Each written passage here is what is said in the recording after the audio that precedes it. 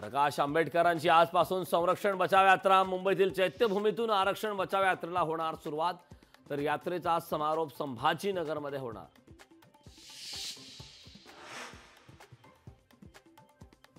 राहुल गांधींवर पुन्हा मारहाणीचा खटला। अमित शहा हेट स्पीच प्रकरणी राहुल गांधींना सुलतानपूर न्यायालयाचे उद्या कोर्टात हजर राहण्याचे आदेश।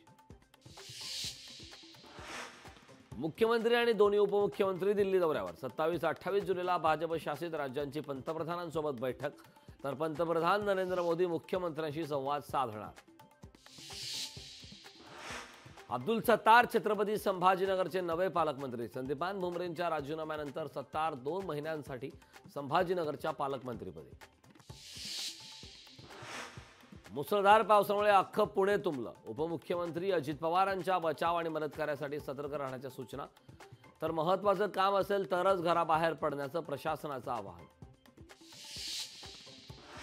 कोल्हापूरला पुन्हा पुराचा धोका। राधानगरी धरणातून पंचगंगेत पाण्याचा विसर्ग। तर पंचगंगेने राधानगरी ओलांडीची धोक्याची पातळी ओलांडली। मुंबईसह उपनगरामध्ये पहाटेपासूनच मुसळधार पाऊस सुरू। पावसामुळे रेल्वे वाहतूक धीम्या गतीने तर ताशी 60 ते 70 किलोमीटर वेगाने वारे वाहणार असल्याचा अंदाज। 26 जुलै ते 11 ऑगस्ट पर्यंत पॅरिसमध्ये पार पडणार ऑलिम्पिक स्पर्धा। ऑलिम्पिक संघासह 206 राष्ट्रीय ऑलिम्पिक समित्यांचे खेळाडू होणार सहभागी।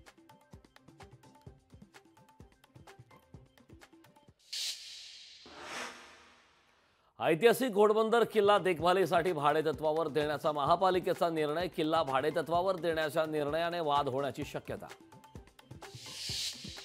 विविध अभ्यासक्रमांना प्रवेश घेतलेल्या विद्यार्थ्यांना जात प्रमाणपत्र सादर करण्यासाठी 6 महिन्यांपर्यंत मुदतवाढ। तर सीईटी कक्षाकडून काही अभ्यासक्रमांचा अर्ज नोंदवण्यासाठी मुदतवाढ।